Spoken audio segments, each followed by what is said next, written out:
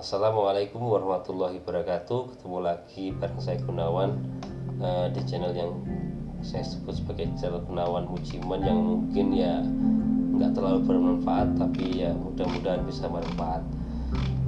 Saudara-saudaraku, seringkali kita itu dengar istilah gaya hidup minimalis ya. Sebenarnya gaya hidup minimalis itu apa sih? Kalau kita dengar di berita-berita, sudah berapa banyak artis selebritis juga sudah mulai menerapkan gaya hidup minimalis. Contohnya Raditya Dika, Cinta Laura, Amanda Manopo. Ya, yang namanya tren hidup minimalis itu memang sebenarnya bukan hal yang baru ya. Awalnya konsep minimalis terkenal itu di bidang seni dan arsitektur. Namun lama-lama itu konsep minimalis melebar menjadi gaya hidup. Lalu yang namanya gaya hidup minimalis itu apa sih? Gaya hidup minimalis itu kurang lebihnya adalah gaya hidup yang berfokus, yang fokus kita adalah untuk meminimalkan gangguan yang bisa menghalangi kita untuk melakukan hal yang sebenarnya penting. Jadi gaya hidup minimalis itu adalah memiliki hal-hal yang bisa bikin kamu bahagia dan menghilangkan hal-hal yang bikin kamu nggak bahagia. Ini bisa dibilang kurang lebihnya adalah gaya hidup sederhana.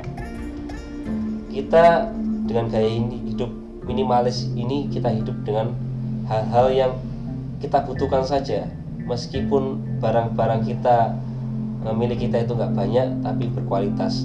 Kalau kita istilah kerennya adalah less is more. Kita seringkali punya barang ya, sesuatu yang sebenarnya nggak terlalu dibutuhkan, tapi nggak kita buang.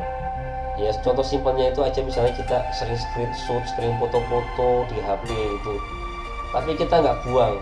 Alasannya ya siapa tahu nanti kepake, tapi kenyataannya aja itu nggak pernah dipakai, nggak pernah dibuka. Akhirnya menurun HP jadi lemot. Nah kalau kita hapus, tentu memori di HP kita kan bisa dipakai untuk menyimpan hal yang lebih penting. Atau kalau space memori masih banyak, HP kita jadi nggak gampang nge-lag lah, macet-macet gitu. Yang namanya gaya hidup minimalis itu nggak terbatas di barang saja ya, itu bisa di fashion, media sosial, pengguna gadget dan internet.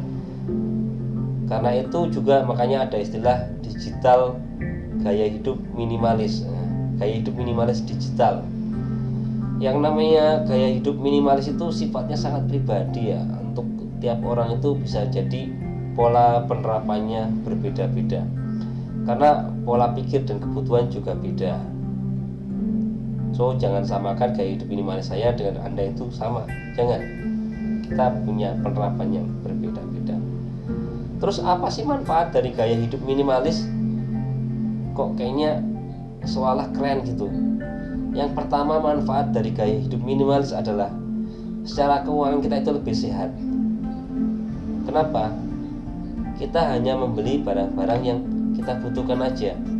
Kalau kita ngelihat tetangga itu, misalnya tetangga beli mobil baru, mobil kita udah agak setengah baru, jadi pengen, terus akhirnya ngutang-ngutang untuk beli mobil yang sesuai dengan tetangga.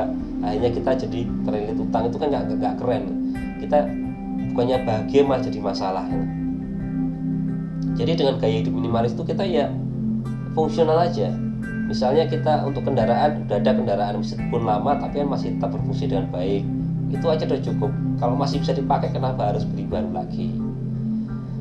Selanjutnya, manfaat gaya hidup minimalis yang kedua itu adalah bahwa kita itu hemat waktu dan energi. Coba bayangin aja, kalau rumah kita itu penuh bener barang macam-macam, kursi, kulkas, TV, sebagainya, tentu kita butuh waktu banyak untuk beres-beres, untuk bersihkannya, ngurusinnya, nggak habis-habis, sehingga waktu kita habis cuma untuk ngurusin barang, untuk ngurusin ya barang-barang di rumah kita. Nah kalau barang-barang di rumah kita itu kan simple sedikit, itu kan kita jadi banyak waktu dan energi. Waktu dan energi yang kita punya berlebih itu bisa kita gunakan untuk hal yang lebih bermanfaat dan produktif. Misalnya aja kita pakai untuk ibadah yang terutama. Jangan sampai kita kehabisan waktu karena bersih-bersih, beres-beres, akhirnya kita pagi-pagi nggak sholat duha, Akhirnya sore-sore itu kita ada kecapean, mau ke masjid males. Karena apa? Capek untuk beresin barang-barang yang ada di rumah. Kalau kita gaya hidup minimalis kan barang itu seperlunya aja, bersihin lantainya, bersihin barangnya kan simple, nggak makan banyak waktu, sehingga kita masih banyak waktu luang. Manfaat gaya hidup minimalis yang selanjutnya itu adalah kita itu jadi nggak stres ya.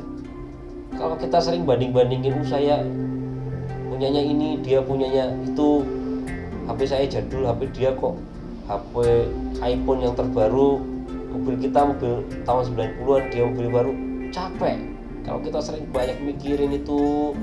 Tapi kalau kita punya gaya pedoman dan gaya hidup minimalis, ya yang penting fungsi lah. Kalau masih bisa dipakai, ngapain beli baru?